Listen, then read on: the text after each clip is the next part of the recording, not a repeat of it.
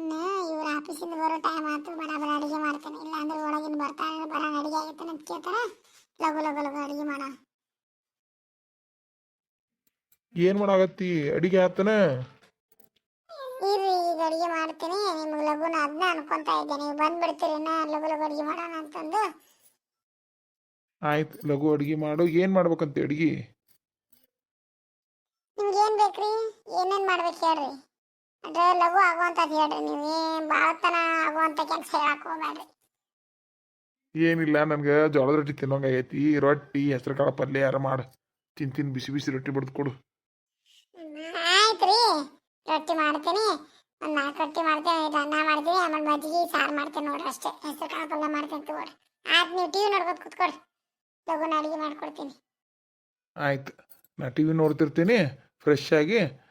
ನೀ ಲಘು ಅಡುಗೆ ಮಾಡಿ ರೊಟ್ಟಿ ಬಿಸಿ ಬಿಸಿ ರೊಟ್ಟಿ ಬಡ್ದು ಕೊಡು. ನನಗೆ ಭಾಳ ಹಸು ಆಗೈತಿ. ಸರಿ, ಲಘು ಲಘು ರೊಟ್ಟಿ ಬಿಡಿ. ನಾವು ರೊಟ್ಟಿ ಬಿಡಬೇಕಲ್ಲ, ಬಡ ಬಡ ಕೆಲಸ ಮಾಡೋದು.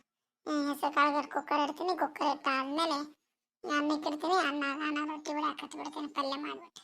ಸರಿ, ಅವ್ನು ಟಿ ವಿ ನೋಡಾಕತ್ತಾರ, ಇನ್ನು ಸಿಟ್ಟಿಗೆ ಆತಾರ.